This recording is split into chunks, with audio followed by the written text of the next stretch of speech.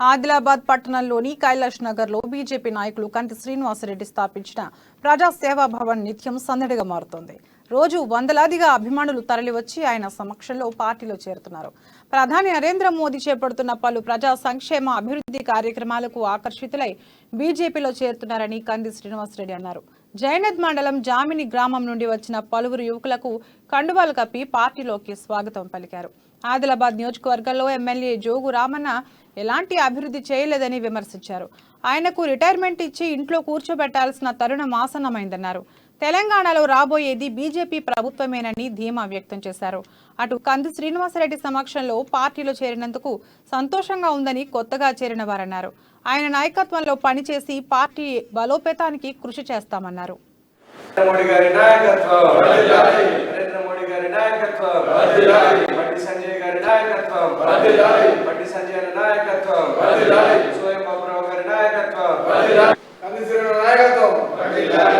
కంది శ్రీనివాసరెడ్డి అన్న గారి నాయకత్వంలో మేము మా గ్రామంలో పెద్ద ఎత్తుగా ఈ యొక్క బీజేపీ పార్టీని ముందుకు తీసుకెళ్తున్నామని మా యొక్క సమన్వయంగా తెలియజేస్తున్నామని.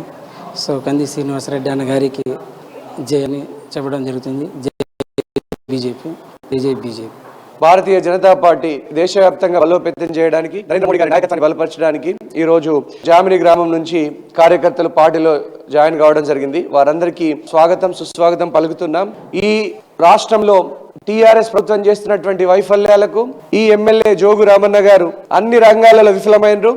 మా ఆదిలాబాద్ బిడ్డలకు పింఛన్లు తీసుకురావడంలో, రేషన్ కార్డులు తీసుకురావడంలో, ఇండ్లు తీసుకురావడంలో, లోన్లు తీసుకురావడంలో అన్ని రంగాలలో విఫలమైనరు. ఈ జోగు రామన్న గారిని, ఈ టీఆర్ఎస్ ప్రభుత్వాన్ని ఇంటికి సాగనంపవలసినటువంటి అవసరం ఆసన్నమైంది.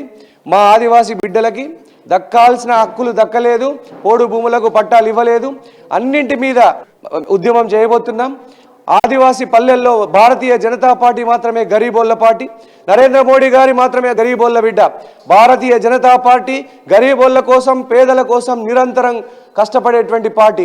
ఈ టీఆర్ఎస్ని, జోగు రామన్న గారిని ఇంటికి పంపించి రిటైర్మెంట్ ఇచ్చి ఇంట్లో కూర్చోబెడితేనే మా బిడ్డలకు పింఛన్లు వస్తాయని ఆదివాసీ ప్రజలు అంటున్నారు. మా బిడ్డలకు రేషన్ కార్డులు వస్తాయి, మా ఆదివాసీలకు, మా ఎస్సీ ఎస్టీ బీసీలకు రేషన్ కార్డులు వస్తాయి, పింఛన్లు వస్తాయి, ఇండ్లు వస్తాయి, లోన్లు వస్తాయి, రైతు రుణమాఫీ జరుగుతుందని మా ప్రజలందరికీ కూడా నేను విజ్ఞప్తి చేస్తున్నా. మా భారతీయ జనతా పార్టీలో చేరినటువంటి కార్యకర్తలందరికీ స్వాగతం పలుకుతూ నరేంద్ర మోడీ గారి నాయకత్వాన్ని, రాష్ట్రంలో బండి సంజయ్ అన్న నాయకత్వాన్ని బలపరచడానికి మేమందరం కూడా శక్తివంచన లేకుండా కృషి చేస్తామని తెలియజేసుకుంటున్నాను. భారత్ మాతాకి. బండి సంజయ్ గారి నాయకత్వం, నరేంద్ర మోడీ గారి నాయకత్వం, సోయం బాబురావు గారి నాయకత్వం. భారత్ మాతా.